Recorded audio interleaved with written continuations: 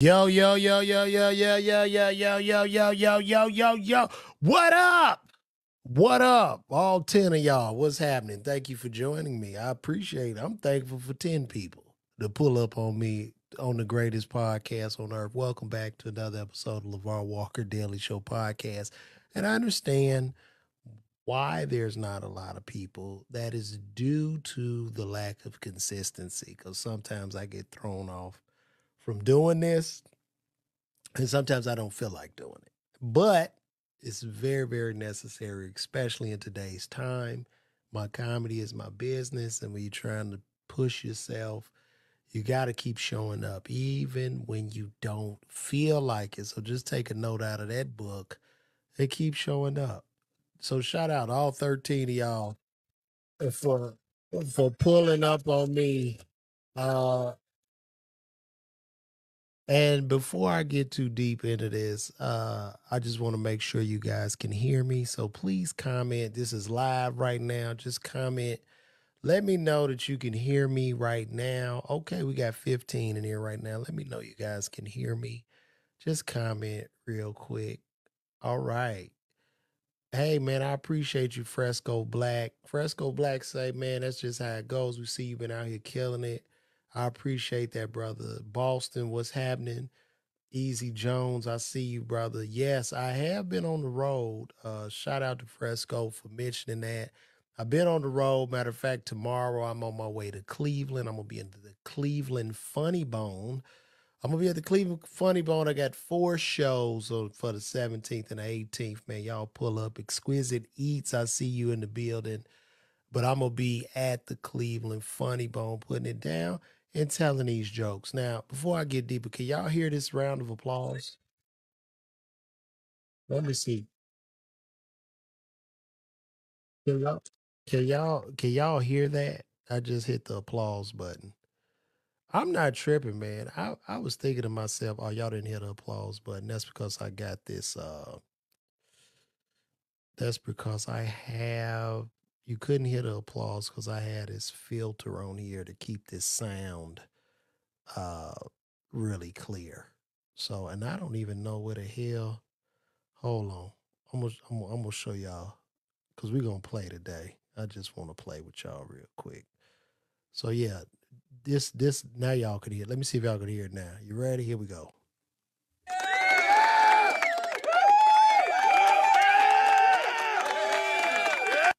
Did y'all hear that? Let me know. Did you hear that? Did y'all hear that applause real quick? Good. Yeah. So I got a filter on here. It's called Crisp, and Crisp is the sponsor of today's podcast. Crisp is a filter. If you are doing a podcast or you have sound issues, Crisp is the filter to use.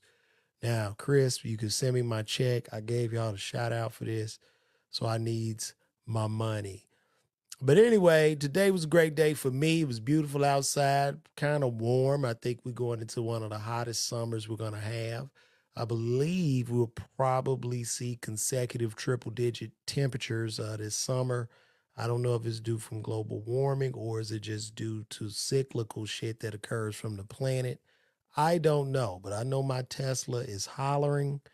The fans are kicked up in the high gear, and it sounds like I'm literally in a spaceship when that car gets hot because those fans kick on to try to cool that battery down. So, and then I got an older model Tesla. I'm not embarrassed to say that. I buy what I can afford. Hopefully, the rest of you will too. Don't try to show off for people that really don't care about you. I had a good day today. Went to one of my favorite places, Sam's. When you get grown people, when you get in your 40s and 50s, Sam's is our Toys R Us. I love going to Sam's. I love walking around. I love the people at Sam's. The Sam's people are amazing people. Great conversation all the time. It's always clean. And it's not as bad as Walmart because I left Sam's and I went over to Walmart. They had the one lady working, 2,000 people in the self checkout, and she was even directing people to what register to go to. I thought I was making a drug transaction because I see the lady standing there and she go, you got this is just how she talked to me. She said, you got cash or you got card. I said, I got a card. You gonna get money back? I said, no, ma'am. Okay. Go to 3. And, she just putting people like cattle at registers. But I mean, it was cool. Shit, everything cool. Walmart is cool too, but I just prefer Sam's, man, because Sam's be having that shit. Like, I bought me a rug for my patio, like one of them grass rugs. It looked like grass. It's like fake grass. I put the fake grass down on the patio because we going to turn up for the summer. I don't go anywhere. I'm a homebody. Outside of shows, I'm back at the house. We just eating good. We just want to drink, man. Get you some good wine, good liquor in you, eat some chicken, and call it a day. When you get older, you don't want trouble. You're tired. I'm tired all the time. I just want to get naps. I just want to be around people that love me. I don't want to be in the streets. I saw a brother that owns a breakfast brunch down here. He said, "Yo, LeVar, man, you ain't pulled up to my brunch spot." And I had gone and I took my family there. But for me, and this is to each his own. But if I'm coming to eat in the morning, right, I just want to eat in peace. I want to eat my waffle and drink my coffee or maybe get a Bloody Mary in peace. I don't want to hear a DJ at 10:30 a.m. or even 11 a.m. I don't want to hear the DJ. I don't want to see people twerking while I'm trying to eat my waffles. And I don't want a waitress asking me if I want hookah that early in the morning. Right? I just want to get a good breakfast. That's it. That's it. And I think breakfast is important. You need silence because it's early. I want to talk. I want to share opinions. I want to talk about politics and shit. I just like to vibe. I don't want trouble. I don't go to hood spots. When you young people, I mean, you come do the block, the hood, all that shit, and a lot of people really want to do it, but I'm like, nigga, no, I'm not. I'm not coming over there. I'm not going in a place where there could possibly be some danger. To keep it real for a bunch of broke motherfuckers. No, no, I'm not. I'm not coming. I'm going to the best parts of town. That's how that works, and it's what it is. I'm going to hang out in the best parts of town where it's peaceful and where parking is great and I could just tip the valet. I don't have to pull up and immediately be charged $50 to or $30 to park in a shit location. And that happens often in Atlanta. You have a lot of these places and they just take advantage of their own kind for this parking. And I'm like, bro, like, why are y'all doing this to us, man? Like, I think that shit is inverse racism. I'm pulling up in the park in 30, bro, and we in the hood. This shit raggedy. It's crackheads sitting in the trees and on the light poles and shit. And just because I'm black and you got a black business, I'm supposed to drop 30, nigga. No, I'm going across the street. I'm not fucking coming to this shit. No, no. The white people don't charge me for parking, sir. Why are you? Why are you? This is all the same land in Atlanta. What the fuck are you charging me for parking for? Now I don't mind if it's valet, complimentary valet. I love to tip my valet. I will tip the valet. I don't mind that. But you're not about to rob me for no goddamn parking and then I come into your establishment and you got automatic gratuity. No. And you holler out that you're doing this in the name of black business? And my black ass, because I'm black, I'm just supposed to come here and take this treatment from you and the evil ass bitch working at the door? No, sir. No, no. So when I make these types of decisions, I have people that'll say, "Man, you a coon." What nigga? Yeah, I am. If as a black man that went to HBCU, that grew up all black elementary school, nigga, south side of Chicago, black ass high school. I just want to be treated human. And I just want my people to treat me human and love me too. And I'm not saying that white people, I don't trust no goddamn body, white or black. I don't trust nobody. I trust you based off the content of your fucking character. People are different. I'm not getting that one-sided shit. I posted uh I posted something on Instagram the other day, and it was basically breaking down. It was on Facebook too, but it broke down like uh income by ethnicity, and we were in last place as African Americans. All right, I'm black too. So somebody said, "Well, what do you hate, black people?" Nigga, how do I hate black people posting some shit I saw with a statistic on it? What are you talking about? How do I hate us? How? I hate when motherfuckers say that because I live in an all black community. I'm not like a lot of the celebrities that you guys see, the black ones and shit that are so pro black. They don't live around no niggas. They live in an all white community. They don't live around your black ass. Don Lemon has a white husband, but he all black people. This nigga got a dashiki on with an afro. Give me a fucking break, bro. I'm just calling this shit out for what it is. We are at the bottom when it comes to economics.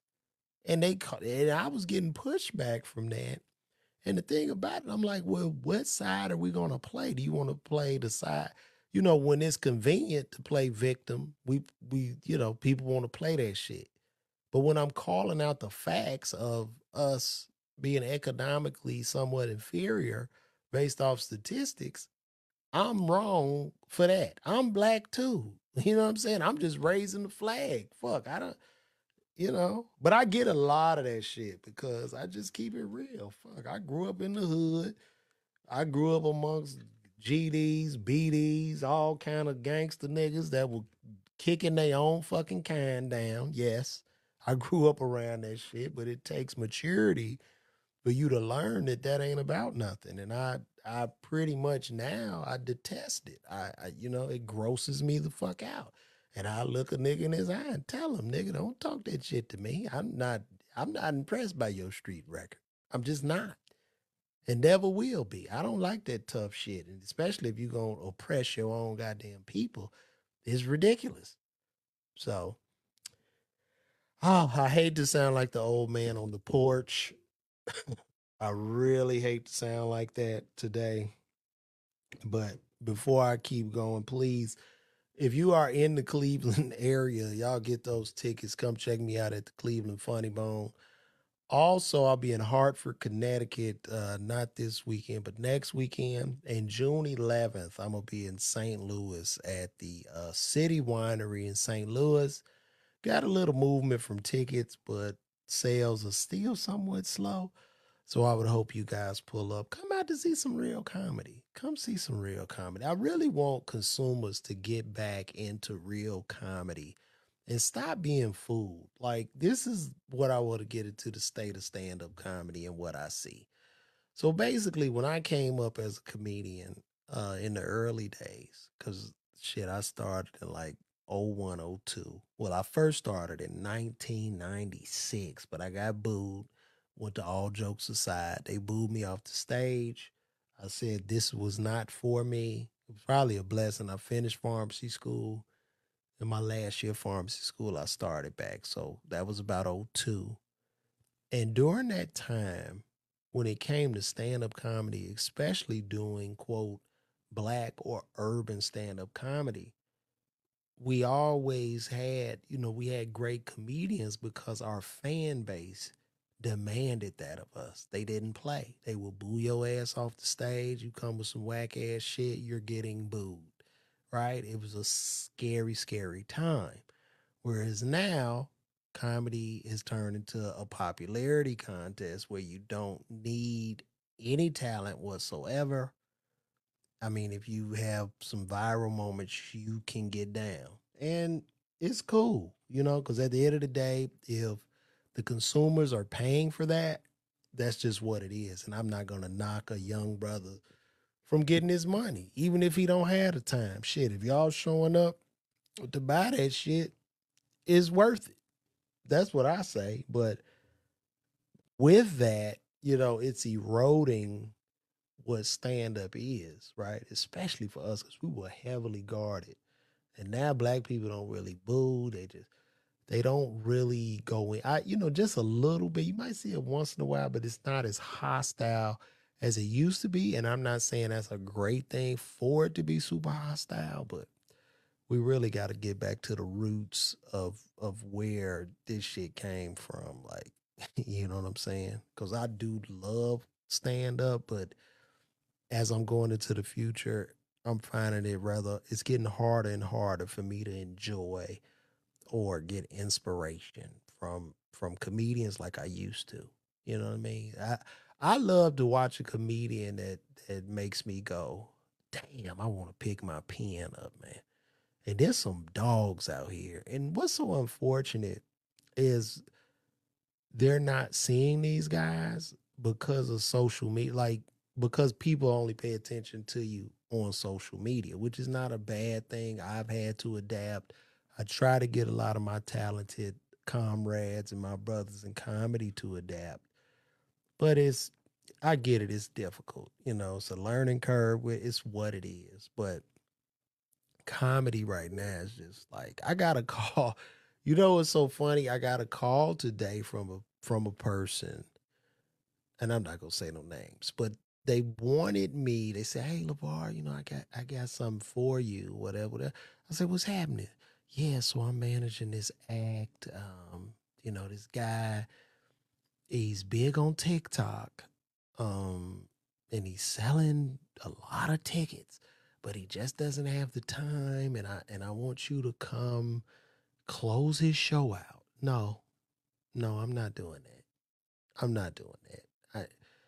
And the reason why is because I've been doing this shit for 20 years, and I'm just gonna speak on me as a comedian, right?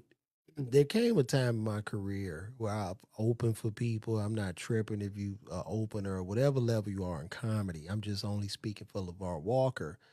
But I knew it came a time when it was like, I gotta stop opening. I need to just stand on this and be a headliner because I knew I had the time. I put the chops in.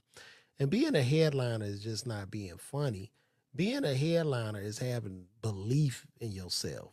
You know what I mean? You have to have belief. You have to believe in yourself and you have to have the courage to be a headliner. You know what I mean? You got to say, this is what I'm going to do. And you got to stand on that shit. Now, I could have taken that money. I could say, yeah, I come do it. But when you do shit like that, and you take that short term money, what are you telling the universe? What are you telling 7 trillion cells in your body? Right?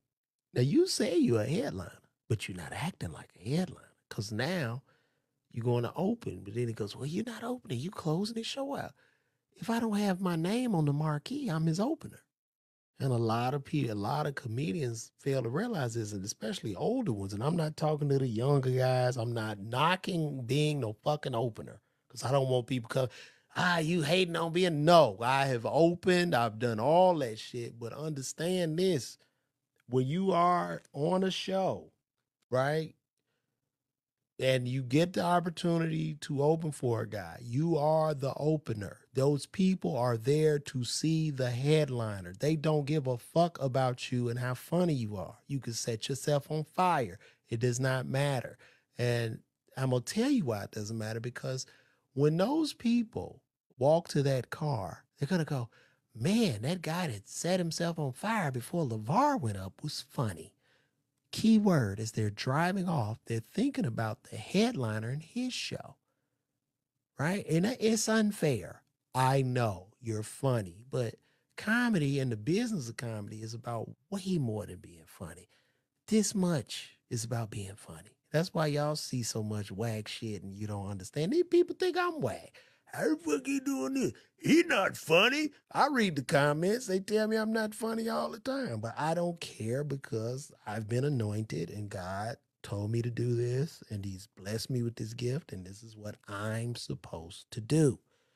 So no, I turned it down. I passed on that opportunity because if I was to take that opportunity, what does that tell the world? What does that tell that comedy manager in that room when he sees me? What does that go back to the owners? Well, LeVar's been popping up, opening up for Puddlefoot all over the country. How the fuck could he be? He's not a headliner. This is what happens. So it's just business at the end of the day. And I'm sure, this shit'll get passed around and people will call me an asshole like they typically do. A lot of comics say I'm an asshole because I'm just honest. Fuck, I'm not gonna lie to you and shit. If I was a piece of shit, I could run so many scams and do e-courses and try to get over on people because I understand that a large portion of the general public is, they don't have it. They don't have it intellectually. And this is why you have people getting over on people on it just happens. And it's not due to the fact that a person is born with more money or they're more, it's all from here. It's all from the mind. It's all what you're thinking. So that's just what it is, man. So no, I passed on that particular opportunity, and I've been very, very blessed, and I'm very, very thankful to be where I'm at right now doing stand up, because I never thought I would even be in this position where I'm headlining clubs all over the nation, and I'm really doing it. And if I sell out or if I sell 10 tickets, I'm just thankful for anybody that comes to see me. You know what I'm saying?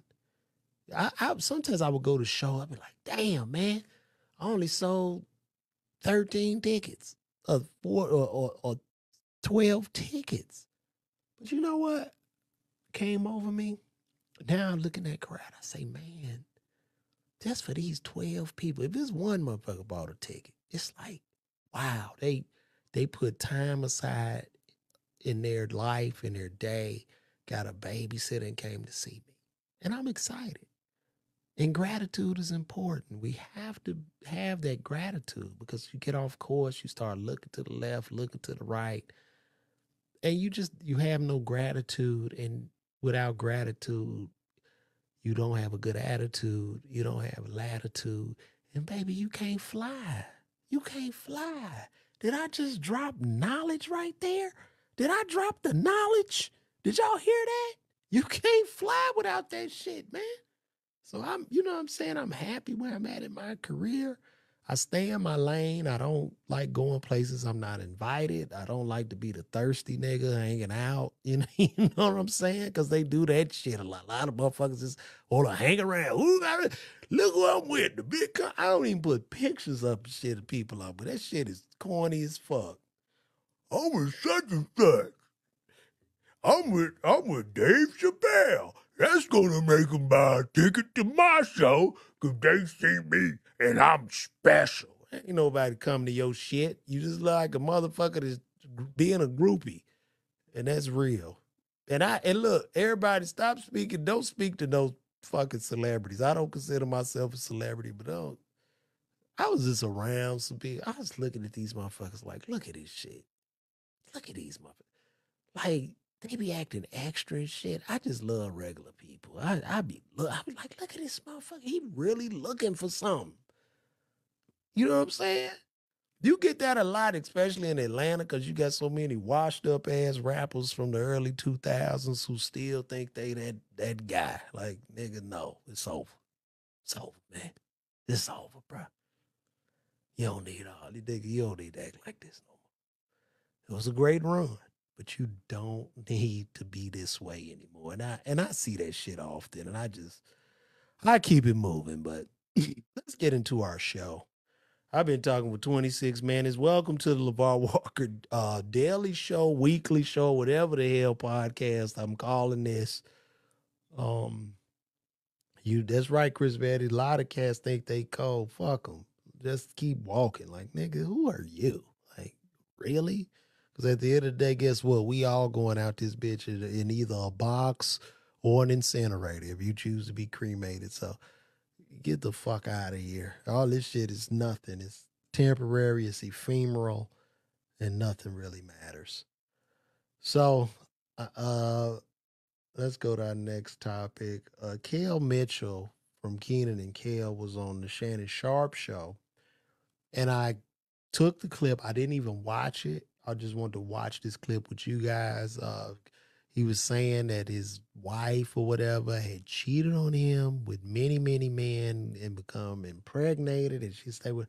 I didn't watch it, but I want to watch it so we can react to it now. And hopefully, yeah, you guys will check this out. So here we go. But it was Amanda Bynes was supposed to was in the movie. Yes. Yeah, and it was about a kid that lies and all that stuff like that. But they wanted me to actually be in that movie at first, you know, and I was like, yo, we should put Keenan in it.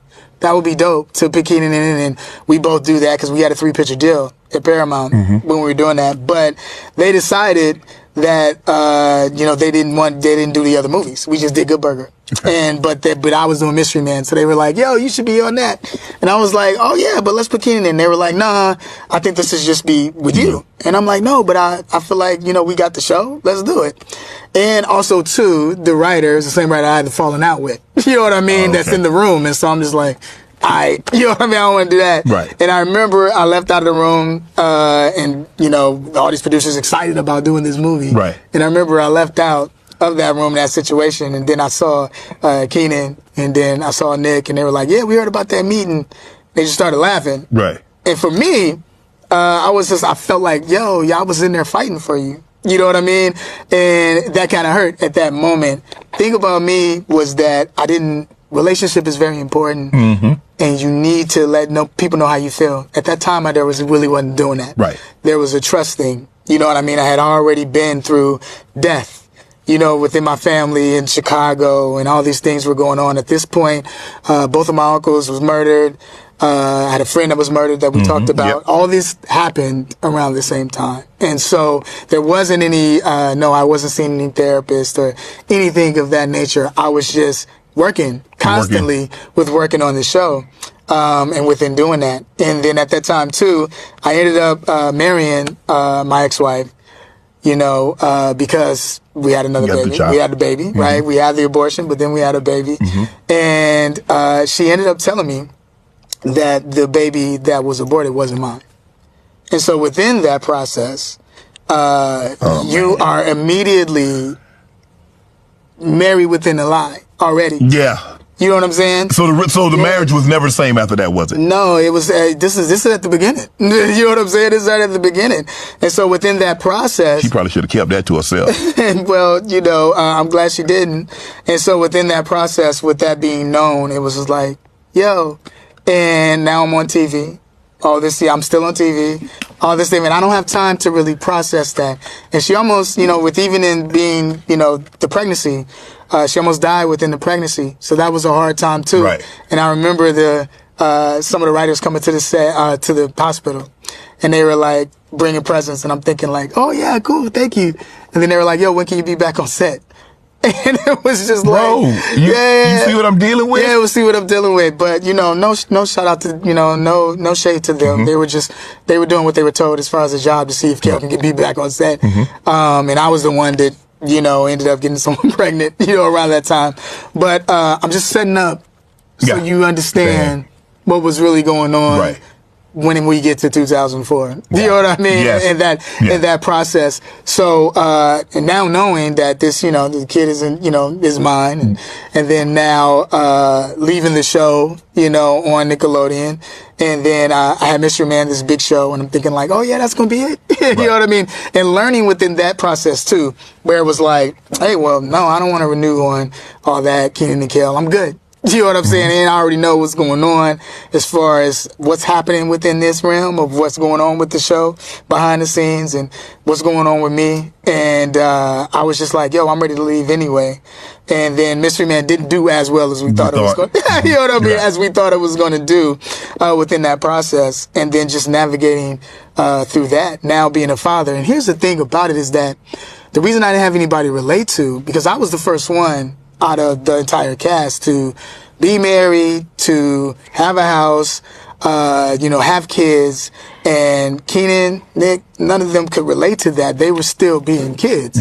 And also too, there was this process of, I got it all together. I already know what I'm doing. I can Do you know what I mean? And that's what I was doing. You know what I mean? To me, it was like, I can handle this. I can handle this. Right. No. You couldn't. No, you can't handle this within the Star Power because you're really going through something that is really deep, and you need to let people know and let people know how you feel and let people know what's on your heart, what's really going on. But I kept it in and was like, My. This is that's a wild story, man. And that's what lets you know, like in Hollywood, especially when we was watching, like Kenan and Kel on TV, and we watching all those child stars, and you thinking, wow, from the outside looking in, their life is perfect, everything's going great. And little did we know, this guy who was playing, I guess, a teenager on the show was married with children. And not only was he married with children, but the woman got pregnant by somebody else and had an abortion and told him about it. And now he's stuck because he doesn't want to put this out and get canceled from working. And this is why in Hollywood, a lot of people just go crazy, man. This is why. I met this brother. I had the pleasure of meeting Kel Mitchell. I met Kel in L.A. We met twice. I met Kel Mitchell. The first time I met a man was for the In Living Color reboot. Now, I don't know if I talked about this before, but in 2012, about the same time I did the Miller Lite comedy competition where I had Kevin Hart crying laughing, I was called out to LA by Keenan Ivory Wayans to be a part of the reboot of In Living Color. And that's where I first met Kel Mitchell. And then I saw him again. And I had no idea this brother was from Chicago. I went to Simeon Vocational High School, and he went to CVS, which is Chicago Vocational High School. And I was like, that's crazy, bro, because we came up at a time where like TV and entertainment wasn't even real. So I'm going to say this based on what he said. It seems like he got married very, very early. And I think it should be a law put in. I don't think men or women, I know this is going to sound fucked up. Especially men, I don't think men should get married before the age of 35. I'm just going to be honest. Because here this guy was in his 20s, bro. You on TV and shit every day, and you married. You getting this money. You know what I'm saying? Then you in Hollywood. Everybody kissing your ass. And then you just, ain't no telling what this woman, both of y'all young and confused. And, like they say, your prefrontal cortex in the brain doesn't fully harden until the age of 25. So why is it legal for people to get married before the age of 25? You can't drink until you're 21. I mean, you could vote after 18, but why? Like, marriage is a hell of a decision, man. That's a life-altering decision and partnership. So I would just say my prayers go out to good brother Kel Mitchell.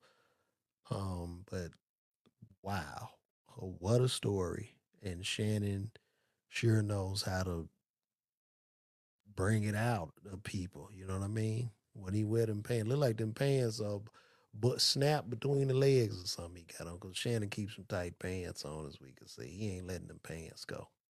Let me see. and then, Look at them pants. oh yeah, but let's put Kenan in. And they were like, nah, you know what? Y'all like, no, but I'm doing that. But they decided. That boy got the capris on. But anyway, I mess with Shannon. This is not, I really admire and respect him. But yeah, man, that's wild, man. So I would tell people, man, just be careful before you make that decision. That's rough. That brother was under a lot of pressure. If you think about all our childhood stars, man, they be losing it, bro. The first one we started with Gary Coleman, and you saw them twins. I think what was it? The Lohan. What was them twins' names? And Robert Downey Jr. A lot of these child stars lose their marbles, man. So I say, well, just watch it, man. So I don't know if y'all saw this, but a truck driver was driving and almost crashed off of a bridge. But man, when I tell you God is real, because she was almost out of there. Take a look at this.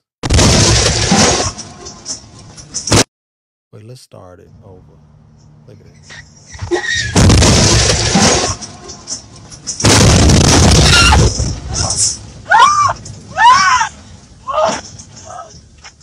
Look at that. Look at this. Look at that, bro. Man, come on, bro. It would have been curtains for this lady, man. That is just surreal. When I tell you God has something for her to do, man, God has favor over her life, man. Because look, did y'all see that? Look at that. Oh! No control.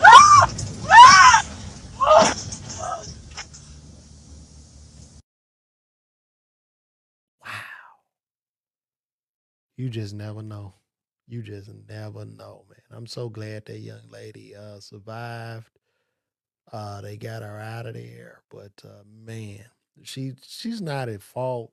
Just looks like somebody tried to swerve and it just happened, bro. Just that's all I can say, man. Just be thankful, man. That's rough. That's rough. And I mean that truck is hanging off that bridge by a hair. By a hair. Like somebody could have sneezed on it. It'd have been curtains. Look how that thing is hanging off that bridge. Lord have mercy. Mm. That's good. The rescue team came together. They're gonna have to fix that bridge. I'm just glad that young lady was not hurt in that. I order a lot of stuff off Temu. I've gotten addicted to it, and the thing about Temu is, listen, man, everything is 90% off. You know, every time you open up your Temu app, you feel like a winner, right? And what I noticed about a lot of the apps, TikTok, Temu, a lot of these Chinese apps, they know how to kind of twerk your dopamine, make them happy, make people every time they open that app up, they get excited where they see their followers and they see their likes and they see a 90% off thing where they win. So I order stuff from Temu. Now, I got a video. This is allegedly the Temu factory, right? So let's take a look at it.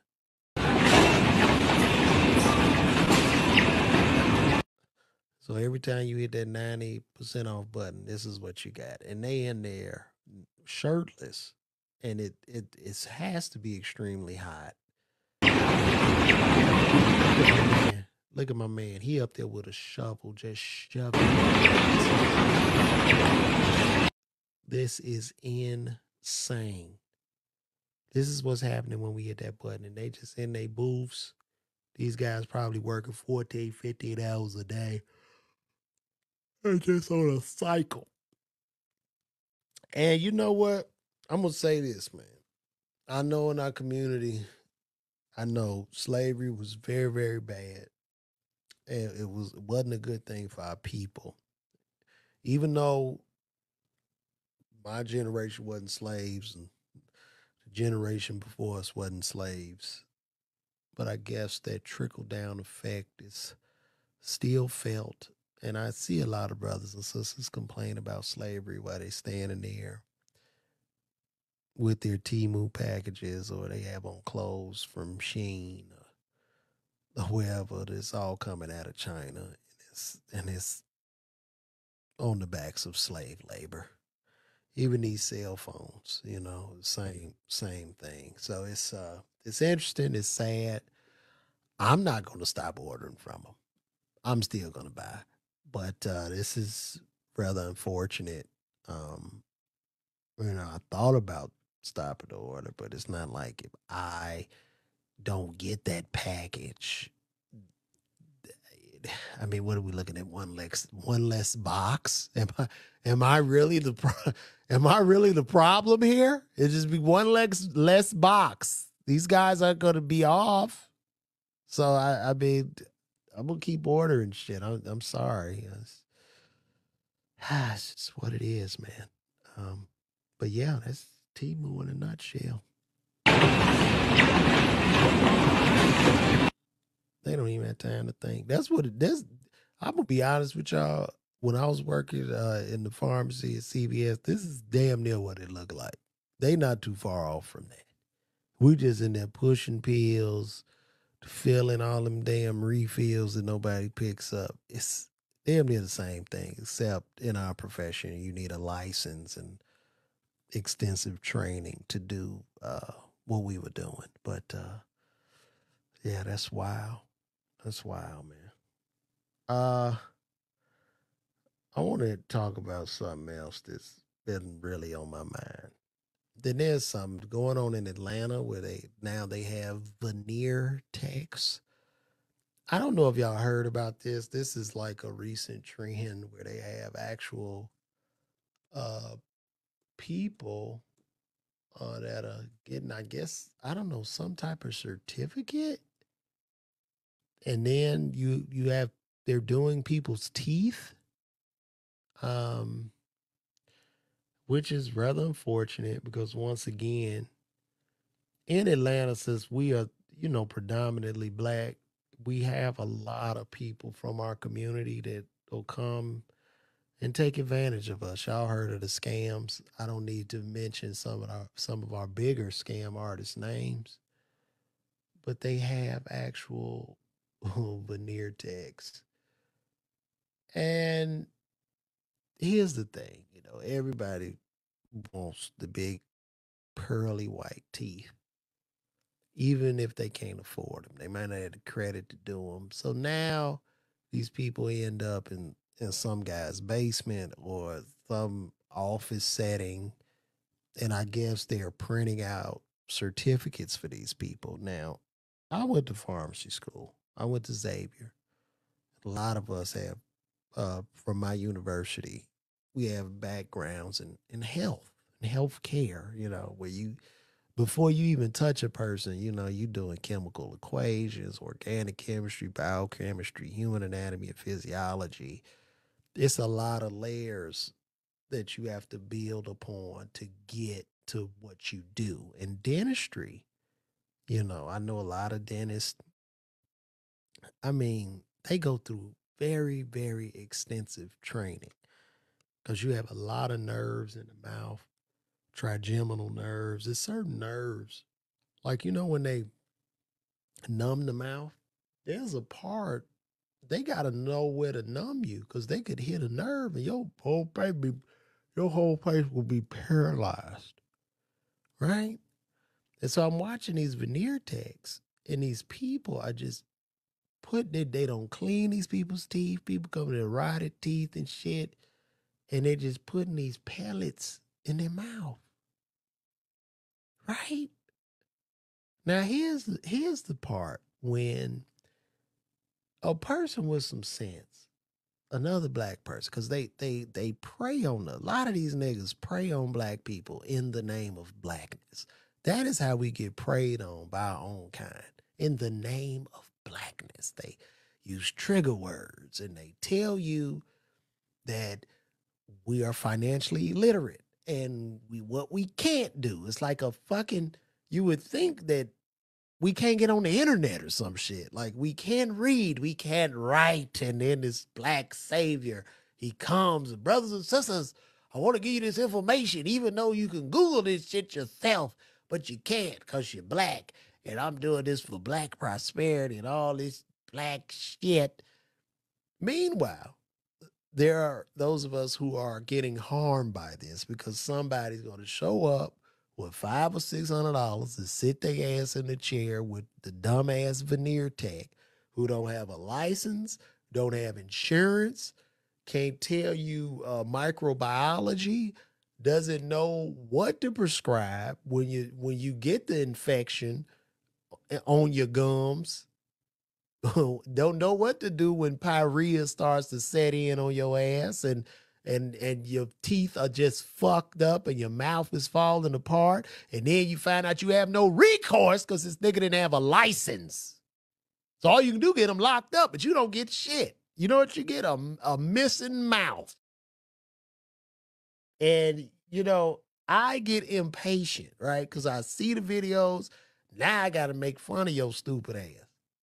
You don't go to a veneer tech. You go to the dentist. That's what they're there for. People don't go through all that goddamn schooling. Your ass just walk in the basement of some nigga's house. Yeah, man, I can put your teeth in. It's ridiculous. And this is what happens. And I'm always going to speak truth to power. You know what? I'm okay with being the villain at this point. If I got to protect my people by being the villain, I will. So let's see what this is. Veneer techs are people who illegally place veneers on patients after completing a 2-day training course that typically costs around $2,000 to $3,000. So some person is robbing them, after which these tech receive certificates of completion that do not certify them to perform dental work. Jandra Korb, dental director of healthcare company DentaQuest, told Forbes, licensed dentists have national provider identifiers they use at licensed dental supply stores where they're able to buy products and instruments, but some veneer techs use nail supplies like acrylic. They putting fucking nails in your mouth like acrylic while others buy kits off sites like Amazon and Temu, which don't check MPIs. Ashley Bread, Siapic dentists that breed Siapic Dental told for dentists are the only people who are legally allowed to perform veneer work, so veneer techs are playing a risky game with patients' health since they may lack the proper knowledge on sterilization and dental health that formerly trained dentists have. Whitney White, a dentist at Aspen Dental Nevada, told Forbes. Siapicac warned these legal techs can be criminally charged with practicing medicine without a license, which is a felony in most states, and patients could also sue them for assault and battery if their dental work goes wrong. Well, here's the thing. When it comes to a lawsuit, you can't get juice from a rock, okay? Everybody is dumb in this situation. The veneer tech who paid the $2,000 for this bullshit training is dumb, as well as the dumbass person that goes to sit their ass down, because it's not like they even attempting to do a root canal of cavities. No, you want to look better. Your dumb ass want to look different, right? Same with the ass shots. You don't go to a basement to get that shit done. There are consequences attached. A Las Vegas woman who ran a legal company called the Veneer Experts was charged with felony of legal practice with dentistry, and the patient's teeth fell out. The patient filed a complaint with the state. Yeah, your fucking teeth fell out. When you go to a garage to get your teeth put in, they're going to fall the fuck out. It's supposed to. People are idiots. They are idiots, man. It's crazy. Patients who see, and you know what? I'm sick of this shit. We got to stop coddling people for their stupid ass decisions. They just say, listen, you go to a veneer tech, they fuck your mouth up, that's on you. You have no recourse. And then they go to the dentist. Patients who seek out veneer tell them do so because they're cheaper than traditional dentists who may charge between $800 and $2,000 per tooth. But Siapicac recommend, and then listen, if it's $800 and $2,000 per tooth, you could do this two ways, right? You could either save your money till you get all your teeth done, or maybe you can do one tooth at a time. Okay? Go in there, get one tooth at a time. You just start from here, and then you go around as you get more and more money. Go to dental school to get this done. Yeah, you can go to a dental school. Dental veneers are custom-made covers that fit over the surface of teeth. They last about 10 years. Yeah, it's disgusting, and y'all need to stop. Please stop. Let's see if they have like I believe they have a dental tech or something. Come on, man. Why can't I? All right, there we go. Let me see. I'll see if I can find that. No. Veneer. I'm about to do an hour-long bit on this shit. I got jokes. I got jokes on jokes from this. Let's see. They had a picture of one. They had a picture of a dude holding a certificate. Veneer Tech. Let me see.